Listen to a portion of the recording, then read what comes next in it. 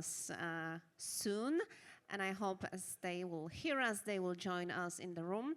So if somebody hears us there in the lobby, we would like to invite you here to the Tech Talk stage. It will be very, very interesting. And we are just starting the first panel.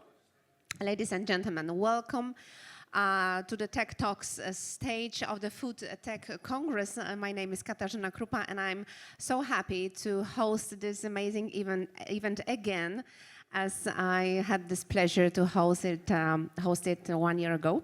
It was very, very interesting, and I'm pretty sure the same will be today. Ladies and gentlemen, please don't be shy. Let's join us. Please join us here. We are just starting the first panel, but before we start, I would like to take a moment to introduce our sponsors. Gold sponsors Simrise, Perkins, Co, EIT Food. Our silver sponsors Astanor, Ukrop, Hosokawa, Micron Group, Neo. Startup sponsors Noverica, Divax, Connecting Foods, Biomilk, Biketo, Lutkala, Fermata, BHF Agroforestry, Gaming Supplements, Nanosci, and Verdino Foods. Thank you very much for being with us. Ladies and gentlemen, now we'll start our fireside chat on smart packaging for a sustainable future, reducing food waste with innovative technologies. Give a warm welcome to the expert taking the stage right now, Solveiga Pakštaitė, founder and director Mimica, Brendan Rice, CEO Senoptica, and Danny Hacohen, VP Business Development Evigence. Welcome to the stage, and the stage is yours now.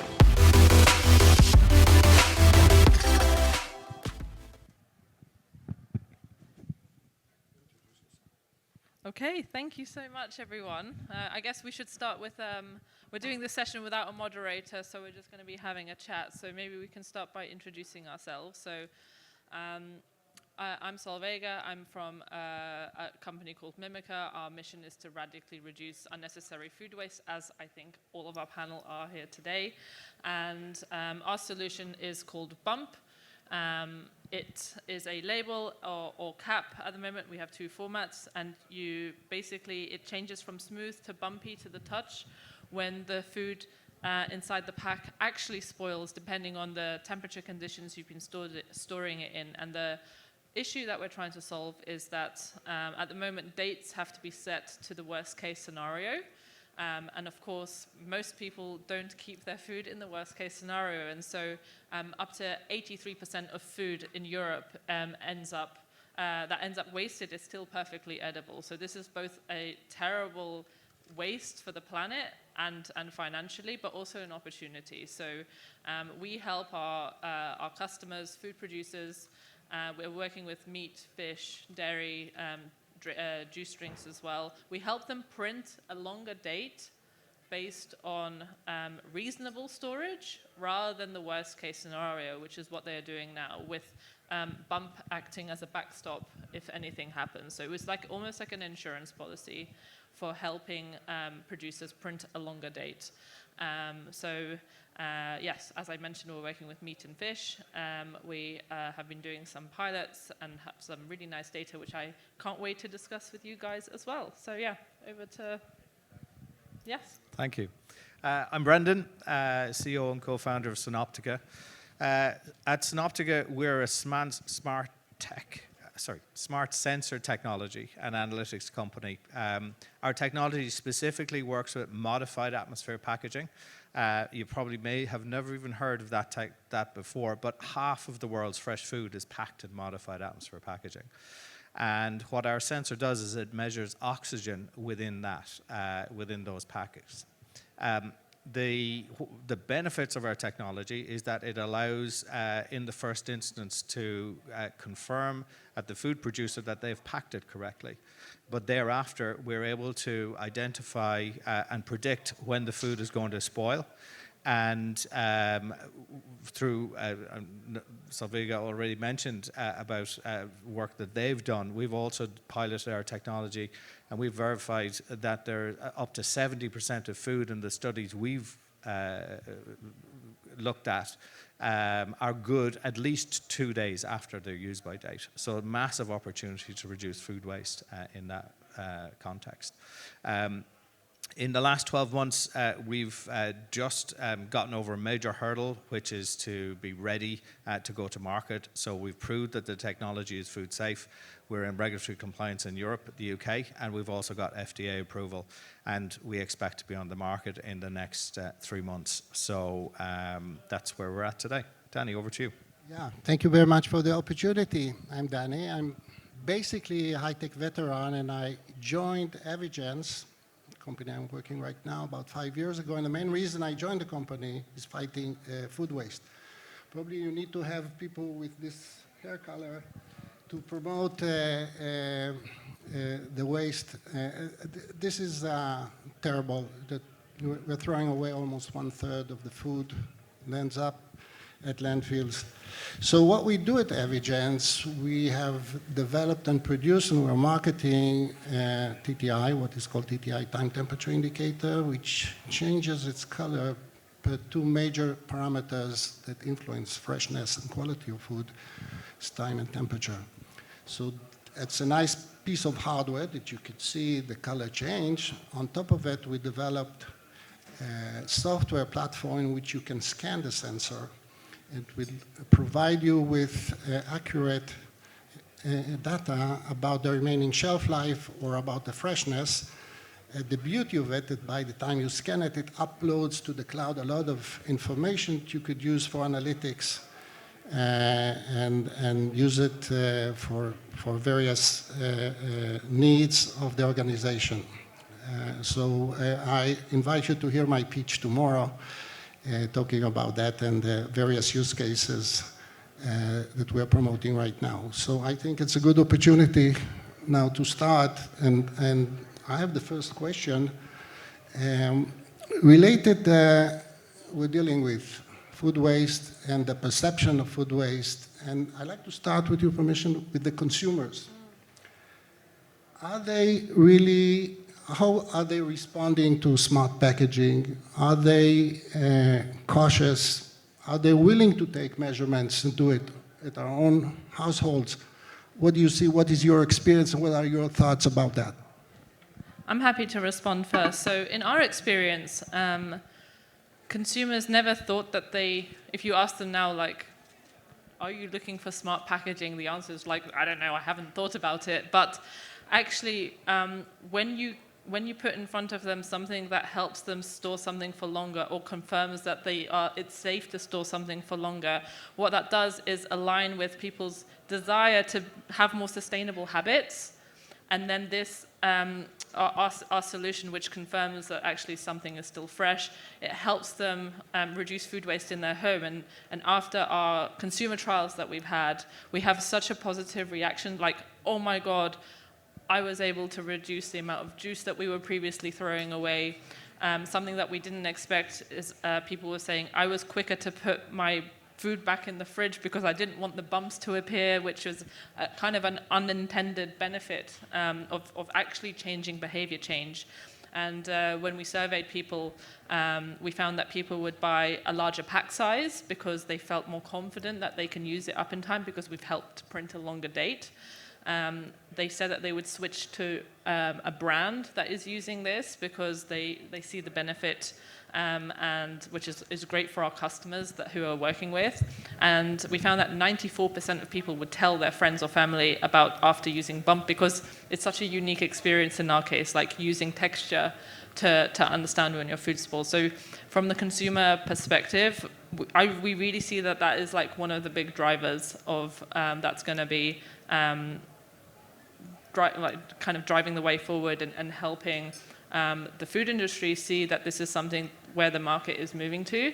And actually, something that we're testing at the moment, we're a B2B company, so our customers are food producers, retailers. However, we decided with our cap format, we have a gel inside which we calibrate to specific foods. We decided to calibrate it to a generic juice profile, a very safe one, but that still provides extension, and sell them in packs of 4 on our website. So then I, as a consumer, can buy this and already put it on my Tropicana, my Innocent, my Tesco own brand, because this is a standard standard cap size. And this is an early test that we're doing, but we already sold out from our first 2 batches on our website. We're just restocking now. So I don't know, that could be like an interesting consumer stream. So yeah, we interact quite a lot with consumers on our side.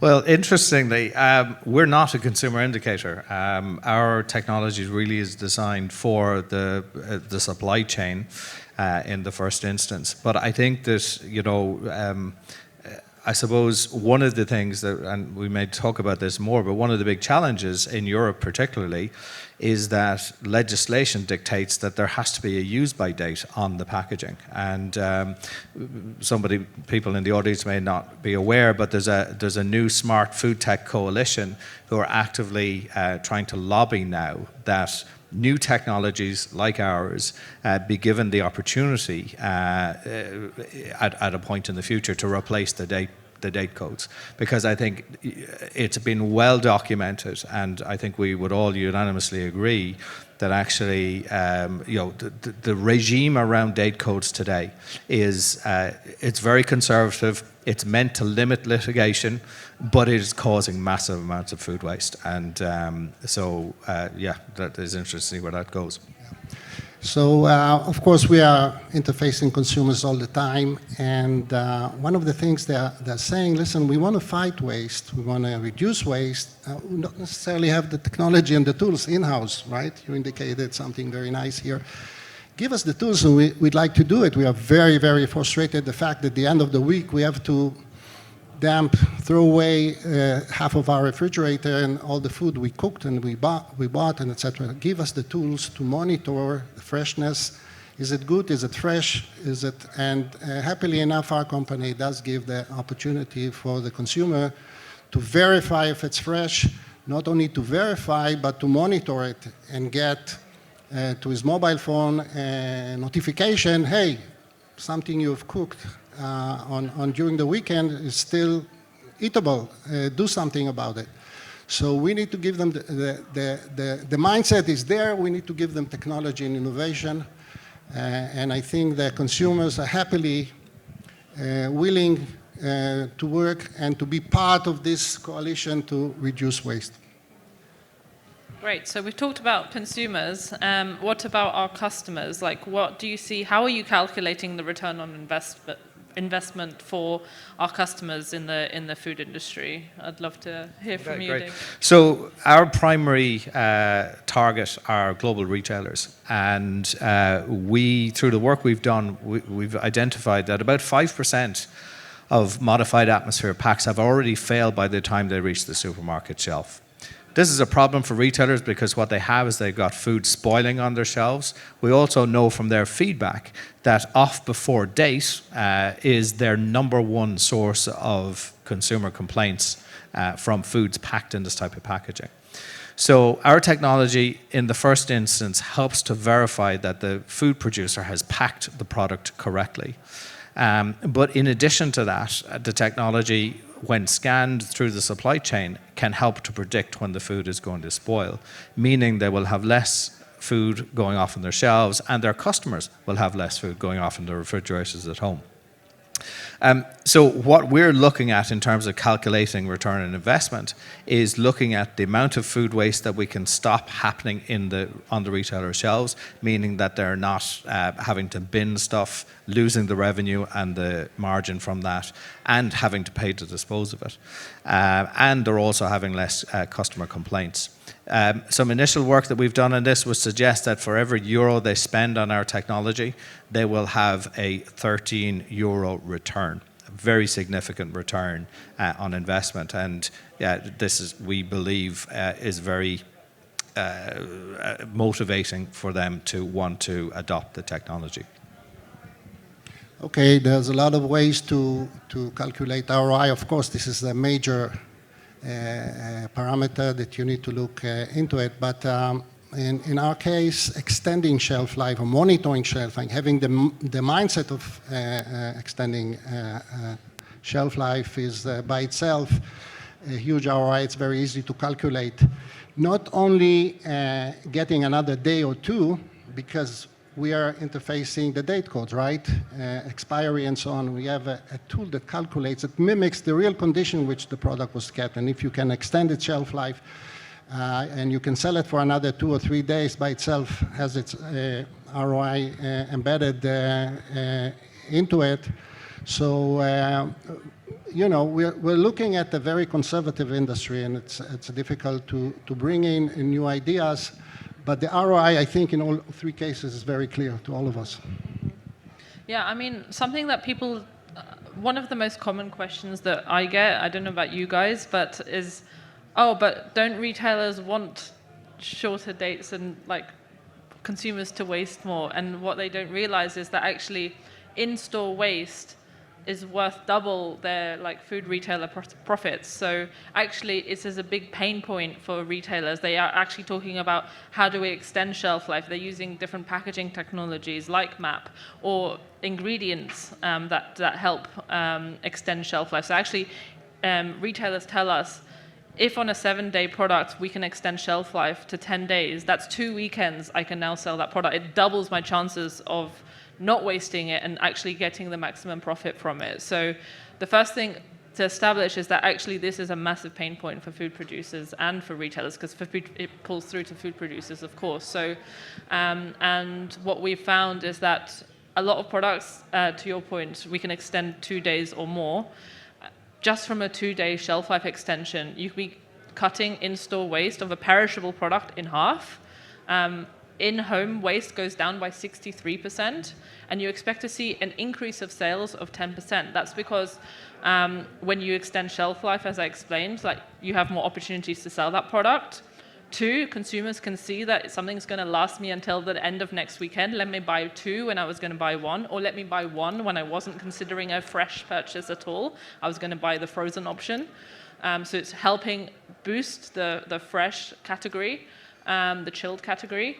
And 3, when consumers have a great experience at home and they feel confident that the food that they've eaten is fresh, they're going to repeat purchase that product. So all of these things are really nice drivers that build that ROI story. And actually, all of our technology should be paying for itself and then some, and shouldn't be seen as a cost, which I think is at the moment, when you present that you're adding cost, especially to the packaging part, it can be a little bit of a challenge, but really, that's why we really need good case studies. Yeah, I'd like to add something that I just experienced in my stand over there in the next room. That came someone from a big retail chain in South America, and we were talking about dynamic pricing, okay? So imagine, or try to imagine, that you have a sensor or something that mimics the true condition of freshness of a product, and it start working and start ticking and getting towards the ends of the shelf life.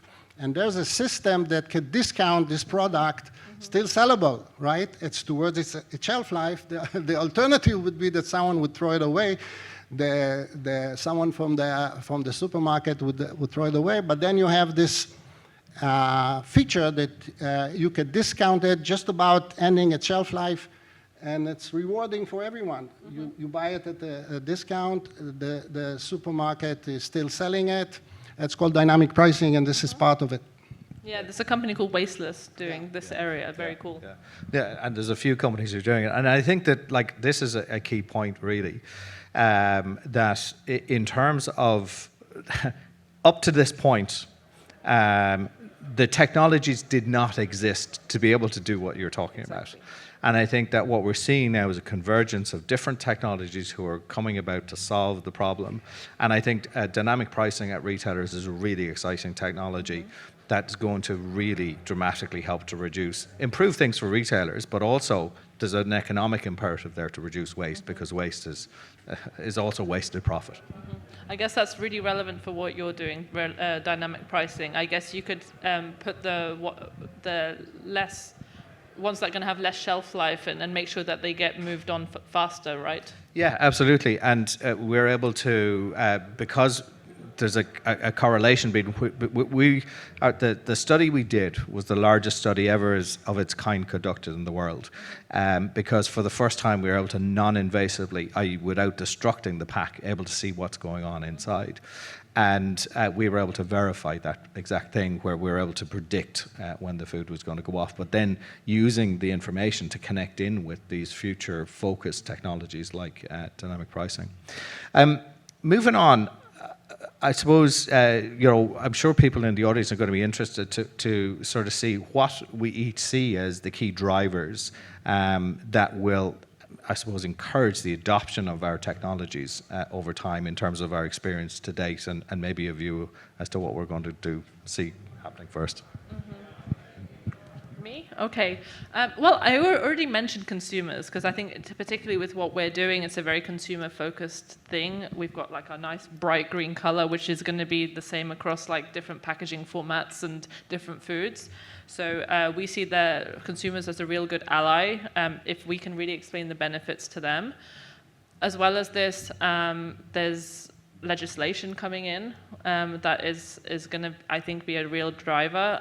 In the UK, there's a new mandate coming in that retailers and food producers need to report on their food waste, which I think was also a challenge because they don't really have a way to do that yet, so they're going to have to invest in technologies that will help them report on how much they're wasting. But then once they have to publicly show how much they're wasting, I think that will really help drive what we're doing, because this is a really necessary industry shift.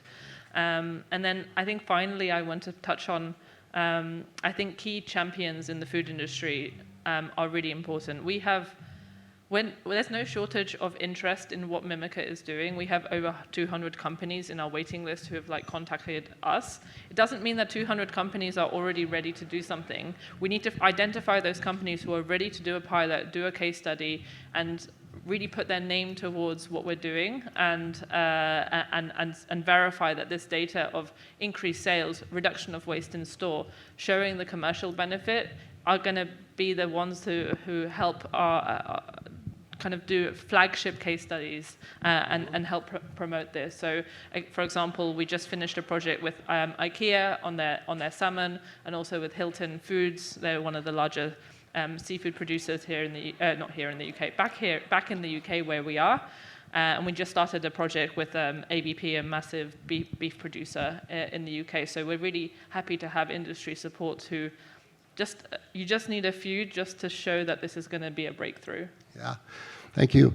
So I'd like to share my experience with champions. I mean, we're all talking about innovation and technology, and how do you get this technology into the organization, whether it's a retail, whether it's food producers, and so on and so forth. So I have a wide range of champions based on my experience, starting with a big chain, a retail chain, in which the CEO engaged us, interfaced us, and he said, listen, I want transparency. It's a very brave say that, I want transparency in my organization. I want to see freshness. I want to see remaining shelf life. And if the CEO of a big company, a multi-billion-dollar company, is championing, bringing in new technologies, it's a win. It's a winner, right?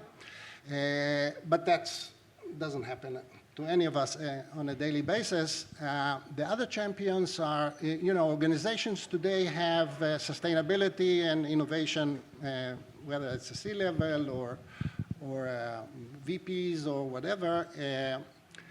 And sustainability, I still need to completely understand exactly their objectives, but innovation, part of their goals, annual goals, is to bring into the company new technologies that will support and help them, maintain their business, increase their business, and so on. So innovation, guys, if they have the right background and they have the budget, because we had a chat previously, and all of us, when we talk with potential prospects, all of them are so excited. Oh, wow, you have amazing technology. Now we said, okay, let's start working, let's test, let's pilot it.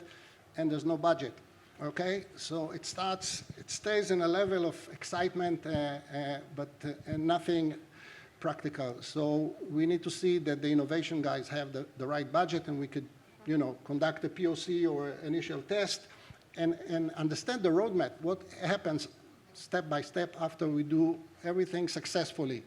Are the KPIs in place? Is the budget? Is the timeline? The sales cycle is very long. All of us experience that. So, in your experience, how have you gone about trying to get over that as a hurdle? Yeah.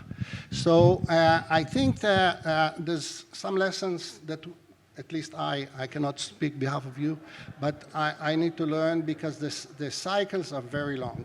And investors don't necessarily have the patience to wait for a cycle of 8 months, 12 months, a year and a half.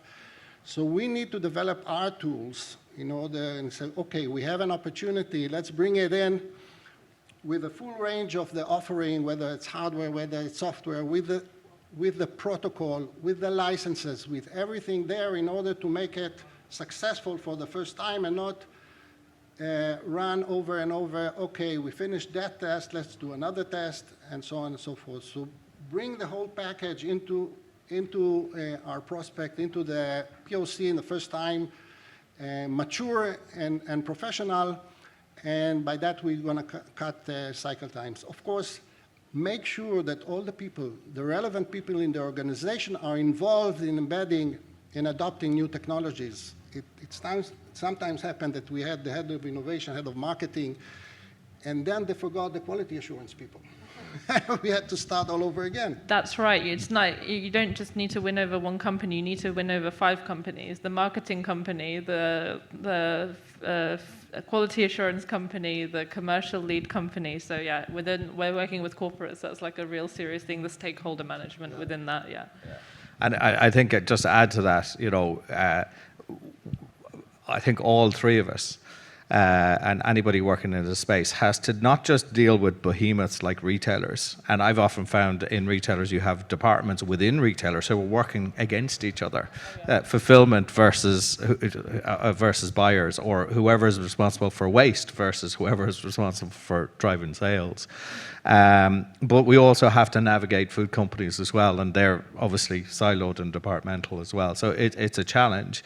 In our experience, it's as you rightly say, it's about the stakeholder engagement, finding the person who's going to lead it, but then being meticulous in terms of trying to keep up with your stakeholder communication. And communicating the wins along the way. But ultimately, it comes back down to the question that you asked earlier, which is return on investment, and being all the time communicating where are we going and also what have we achieved. And that's, in our experience, has proven dividends up to this point. I'd just like to add that it looks like as if we are competition, but not necessarily. Yeah, how do you feel about being on a panel of competitors? No, I encourage everyone that's adopting and bringing new technologies into the industry, the more the merrier. So I don't see any competition. It's complementary. I think everyone here is doing something completely different. You're working with MAP, which is in like half of the food types of food, packaged food, right? And you're helping detect where like it's not been done as well, and you can move those products through. You're working on fruits, vegetables a lot in the supply chain as well. You have the digital element, which I think is a really cool part, and ours is kind of tactile, which is more inclusive, and we can make it so we can adapt it to, we've got the cap format as well, so we're kind of suitable for drinks as well. So I think all of us are doing something different. We're in the biggest industry in the world, the food industry, and I think there's room for all of us bringing different things, and all of our customers have different challenges, so I think that's true. Yeah, I couldn't agree more. I think that, ultimately, I don't know, I think there are various actors in the ecosystem that would like us to see each other as competition, but the reality is this is such a massive global problem. And it's interesting, one of the first presentations this morning talked about, if you like, the full scale of food production. And we talk also about this crazy FAO statistic that 1/3 of food is still wasted. Massive amounts happen at the farm. I think we're probably looking at the sort of supply chain and consumer end of it, and then there's a huge 70% of food that gets into the home gets wasted. So I think that there's we are absolutely complementary, and in fact there are more technologies needed to solve the problem. Totally. Yes, maybe we have time for a question. So, having worked for a major frozen food producer in the UK before, probably looking for your advice on this one. We were looking at putting the temperature abuse stickers onto frozen food products. Tesco politely told us to go away because they knew they were temperature abusing them and we weren't, and we couldn't get it across the line. We think it would have been a huge consumer benefit for that, raising the perception of frozen. How do you deal with that? Dare I say it, when there's a person in the supply chain that's not the direct manufacturer who is going to be negatively influenced by this, getting around that. So you know, there's somebody that's wasting this stuff, and often it's the cheapest way for them to do it, and they're driving that inefficiency, and they don't necessarily want to be the ones highlighted for it. I think that's a really fair point. You know, one of the reasons why we have like over 200 companies contacting us, but most of them want to be first to be second because they want to see how it goes for the other people, and it's about finding those first people. I think you need to have a really solid supply chain to work with us. Now, there's a lot of improvements happening within that.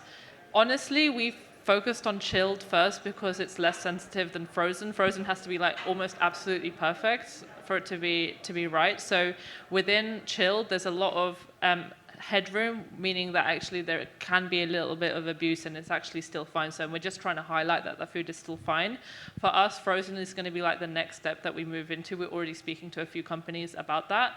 And I think you're right. I think it's showing all of the benefits that come out of giving consumers that reassurance. And if they can show that their supply chain is reasonable, I think there's a lot. I think it's case studies is my answer to your question, basically. Do you have any other thoughts? Yeah, actually, because I think I have a direct response to that, which is actually we're being engaged by one retailer right now because they can't, there's a distrust up the supply chain that they have problems that they're experiencing, and by adopting our technology, they can at least rule out that the supplier has not packed the product correctly in the first place. So I think that's interesting. But I think, to your point, I think that's one very pertinent example. I think there are a litany of examples right across the different chill chains, including ambient, of where there are abuses that happen. And I think if we go back to the point that Solveiga made earlier, there's the regulation that's coming down the line that's going to force, and it's happening in the UK, in Europe, and in some states in North America now, that's going to force retailers in particular to report on the level of food waste that they have. I think is already having a sobering effect, and it's encouraging the adoption of these types of technologies. And I think that's going to be a key driver that's going to get over all of these, because in these big siloed organizations, people are looking after their jobs. They don't want to be found out. And there's a major structural change that's going to happen in these retailers to solve these problems, of which we're the solution.